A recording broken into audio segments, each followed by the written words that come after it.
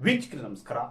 ಚಿತ್ರದುರ್ಗದಲ್ಲಿ ನಡೆದಂತ ಬಿಎಸ್ವೈ ಅಭಿಮಾನೋತ್ಸವ ನಿರೀಕ್ಷೆಗೂ ಮೀರಿ ಯಶಸ್ವಿಯಾಗಿದೆ.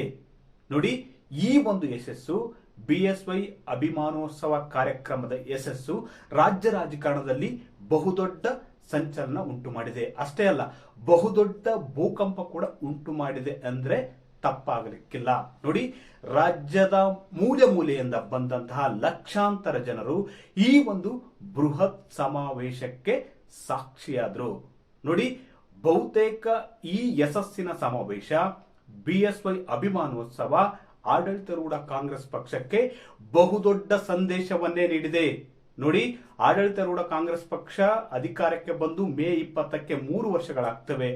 ಆಗ್ಲೇ ಪ್ರತಿಪಕ್ಷ ಬಿಜೆಪಿ ರಾಜ್ಯಾಧ್ಯಕ್ಷರಾಗಿರುವ ಬಿವೈ ವಿಜೇಂದ್ರ ನೇತೃತ್ವದಲ್ಲಿ ಮತ್ತು ಬಿಎಸ್ವೈ ಅಭಿಮಾನಿಗಳು, ವಿವಿಧ ಸಂಘಟನೆಗಳು, ರೈತ ಪರ ನಾಯಕರು ಒಗ್ಗೂಡಿ ಪಕ್ಷಾತೀತವಾಗಿ ಜಾತ್ಯತೀತವಾಗಿ ನಡೆಸಿಕೊಟ್ಟಂತ ಬಿಎಸ್ವೈ ಅಭಿಮಾನೋತ್ಸವ ಕಾರ್ಯಕ್ರಮ ಬಹುತೇಕ ಯಶಸ್ವಿಯಾಗುವ ಮೂಲಕ ಸರ್ಕಾರಕ್ಕೆ ಒಂದು ಸಂದೇಶವನ್ನು ಕಳಿಸಿದೆ.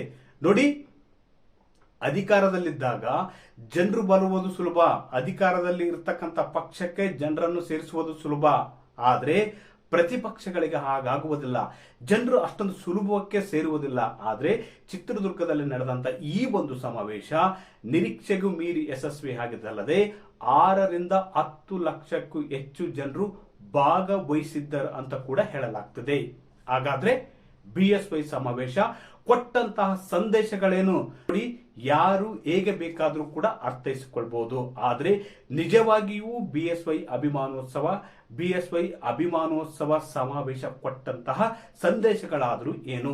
ಈ ಒಂದು ಬೃಹತ್ ಸಮಾವೇಶ 5 ರಿಂದ 6 ಸಂದೇಶಗಳನ್ನು ಸ್ಪಷ್ಟವಾಗಿ ನೀಡಿದೆ. ನಾವು ಮೊದಲ ಸಂದೇಶ ಏನಪ್ಪಾ ಅಂದ್ರೆ, ನೋಡಿ, ಬಹುತೇಕ ಬಿಎಸ್ವೈ ಅಭಿಮಾನೋತ್ಸವ ಕಾರ್ಯಕ್ರಮ ಇದೆಯಲ್ಲ, ಇದು ಬರೀ ಅಭಿಮಾನೋತ್ಸವ ಕಾರ್ಯಕ್ರಮವಾಗಿರಲಿಲ್ಲ. ಬಹುತೇಕ ಇದು ಸರ್ಕಾರಕ್ಕೆ, ಆಡಳಿತಾರೂಢ ಸರ್ಕಾರಕ್ಕೆ ನೀಡಿದಂತಹ ಒಂದು ಕಠಿಣ ಸಂದೇಶ ಕೂಡ ಆಗಿದೆ. ನೋಡಿ, ಈಗಾಗಲೇ ಕಾಂಗ್ರೆಸ್ ಸರ್ಕಾರ ಆಡಳಿತಕ್ಕೆ ಬಂದು 3 ವರ್ಷ ಆಗ್ತಿದೆ. ಈ 3 ವರ್ಷದಲ್ಲಿ ಹಲವು ವೈಫಲ್ಯಗಳನ್ನು ಹಿಡಿದುಕೊಂಡು ಬಿಜೆಪಿ ಬೀದಿಗಿಳಿದಿದೆ. ಕಾಂಗ್ರೆಸ್ ಸರ್ಕಾರದ ವಿರುದ್ಧ ಎದ್ದಂತಹ ವಿರೋಧಿ ಅಲೆಯಿಂದಾಗಿ ಬಹುತೇಕ ಬಿಎಸ್ವೈ ಅಭಿಮಾನೋತ್ಸವ ಕಾರ್ಯಕ್ರಮದಲ್ಲಿ ರಾಜ್ಯದ ಮೂಲೆ ಮೂಲೆಗಳಿಂದ ಜನರು ಭಾಗವಹಿಸುವ ಮೂಲಕ ಸರ್ಕಾರಕ್ಕೆ ಒಂದು ಸಂದೇಶವನ್ನು ಕಳಿಸಿದ್ದಾರೆ ಅಂತ ಕೂಡ ಚರ್ಚೆಯಾಗ್ತಿದೆ. ನೋಡಿ, ವಿರೋಧ ಪಕ್ಷದ, ನೋಡಿ, ಆಡಳಿತಾರೂಢ ಪಕ್ಷ ಜನರನ್ನು ಸೇರಿಸುವುದು ಸುಲಭ, ಆದ್ರೆ ಯಾವುದೇ ಆಡಳಿತವಿಲ್ಲದೆ, ಅದರಲ್ಲೂ ವಿಶೇಷವಾಗಿ ಮಾಜಿ ಮುಖ್ಯಮಂತ್ರಿ ಬಿಎಸ್ ಯಡಿಯೂರಪ್ಪನವರು ಯಾವುದೇ ಅಧಿಕಾರದಲ್ಲಿಲ್ಲ. ಅದೇ ರೀತಿ ಸಕ್ರಿಯ ರಾಜಕಾರಣದಲ್ಲಿ ಕೂಡ ಅವರಿಲ್ಲ. ಅವರ ಅಭಿಮಾನ ಅದೇ ರೀತಿ ಕಾಂಗ್ರೆಸ್ ವಿರೋಧಿ ಅಲೆಯಿಂದಾಗಿ ಚಿತ್ರದುರ್ಗಕ್ಕೆ ರಾಜ್ಯದ ಮೂಲೆ ಮೂಲೆಯಿಂದ ದಂಡಾಗಿ ಜನರು ಹರಿದು ಬಂದಿದ್ದಾರೆ. ಈ ಮೂಲಕ ಬಿಎಸ್ವೈ ಅಭಿಮಾನೋತ್ಸವ ಸರ್ಕಾರಕ್ಕೂ ಕೂಡ ಒಂದು ಕಠಿಣ ಸಂದೇಶವನ್ನು ಕಳಿಸುವಲ್ಲಿ ಯಶಸ್ವಿಯಾಗಿದೆ. ಅದೇ ರೀತಿ 2028ರ ವಿಧಾನಸಭೆ ಚುನಾವಣೆಗೆ ಈ ಒಂದು ಸಮಾವೇಶ ಬಿಜೆಪಿ ಒಂದು ರಣಕಹಳೆಯನ್ನು ಕೂಡ ಊದಿದೆ. ಅದೇ ರೀತಿ ಎರಡನೇ ಸಂದೇಶ ಏನಪ್ಪಾ ಅಂದ್ರೆ, ನೋಡಿ, ಬಿಎಸ್ವೈ ವರ್ಚಸ್ಸು, ಬಿಎಸ್ವೈ ಪ್ರಭಾವ, ಅದೇ ರೀತಿ ಬಿಎಸ್ವೈ ಅವರು ನೀಡಿದಂತ ಈ ನಾಡಿಗೆ, ಈ ನಾಡಿನ ಜನರಿಗೆ ನೀಡಿದಂತ ಕೊಡುಗೆಗಳು ಏನಿದಾವಲ್ಲ, ಅದೇ ರೀತಿ ಜನಪರ ಕಾರ್ಯಕ್ರಮಗಳನ್ನು ರಾಜ್ಯದ ಜನತೆ ಮರೆತಿಲ್ಲ. ಅವರ ಮೇಲಿನ ಅಭಿಮಾನ, ಅದೇ ರೀತಿ ಕಾರ್ಯಕರ್ತರಲ್ಲಿ ಕೂಡ ಉತ್ಸಾಹ ಕಡಿಮೆಯಾಗಿಲ್ಲ. ಬಿಎಸ್ವೈ ಅಭಿಮಾನೋತ್ಸವ ಕಾರ್ಯಕ್ರಮದಿಂದಾಗಿ ಬಹುತೇಕ ಬಿಜೆಪಿ ಕಾರ್ಯಕರ್ತರಲ್ಲಿ ಬಹುದೊಡ್ಡ ಶಕ್ತಿ ಬಂದಿದೆ, ಬಹುದೊಡ್ಡ ಶಕ್ತಿ ಸಂಚಲನ ಉಂಟಾಗಿದೆ. ಅದೇ ರೀತಿ ಬಿಜೆಪಿಗೂ ಕೂಡ ಮುಂದಿನ ದಿನಗಳಲ್ಲಿ ಜನರು ಬೆಂಬಲಿಸುತ್ತಾರೆ ಎಂಬ ಸಂದೇಶವನ್ನು ಕೂಡ ಬಿಎಸ್ವೈ ಅಭಿಮಾನೋತ್ಸವ ಕಾರ್ಯಕ್ರಮ ಇಂಥದ್ದೊಂದು ಸಂದೇಶ ನೀಡಿದೆ. ನೋಡಿ, ಇವತ್ತಿಗೂ ಬಿಎಸ್ವೈ ಅಂದ್ರೆ ರಾಜ್ಯದಲ್ಲಿ ಒಂದು ಅಲೆ ಇದೆ. ಅದೇ ರೀತಿ ಬಿಎಸ್ವೈ ಪ್ರಭಾವ ಇನ್ನೂ ಕುಂದಿಲ್ಲ ಎಂಬುದು ಕೂಡ ಈ ಒಂದು ಸಮಾವೇಶ ತೋರಿಸಿಕೊಟ್ಟಿದೆ ಅಂದ್ರೂ ಕೂಡ ತಪ್ಪಾಗಲಿಕ್ಕಿಲ್ಲ. ಕಳೆದ ಕೆಲವು ದಿನಗಳ ಹಿಂದೆ ಅಷ್ಟೇ ನಡೆದಂತ 2 ಉಪಚುನಾವಣೆಯಲ್ಲೂ ಕೂಡ ಬಿಜೆಪಿ ನಾಯಕರು ಒಗ್ಗೂಡಿದ್ರು.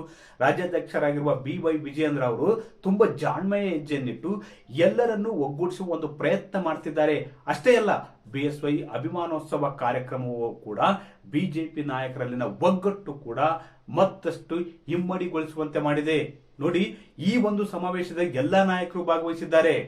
ಆದಿ ಬೀದಿಯಲ್ಲಿ ಮಾತನಾಡಿಕೊಳ್ಳುವವರೆಲ್ಲ ಇವತ್ತು ಬಿಎಸ್ವೈ ಸಮಾವೇಶದಲ್ಲಿ ಮುಂಚೂಣಿಯಲ್ಲಿ ನಿಂತು ಕೆಲಸ ಮಾಡಿದ್ದಾರೆ. ಅಷ್ಟೇ ಅಲ್ಲ, ಬಿಎಸ್ವೈ ಕಾರ್ಯಕ್ರಮದಲ್ಲಿ ಕೂಡ ಅವರು ಭಾಗವಹಿಸುವ ಮೂಲಕ ಬಿಜೆಪಿಯಲ್ಲಿ ಯಾವುದೇ ಸಮಸ್ಯೆ ಇಲ್ಲ, ಯಾವುದೇ ಭಿನ್ನ ರಾಗಗಳಿಲ್ಲ, ಯಾವುದೇ ಬಣ ರಾಜಕೀಯ ಇಲ್ಲ ಎಂಬ ಸಂದೇಶವನ್ನು ಕೂಡ ಬಿಎಸ್ವೈ ಸಮಾವೇಶ ಇಂಥದ್ದೊಂದು ಸಂದೇಶ ಕೂಡ ನೀಡಿದೆ.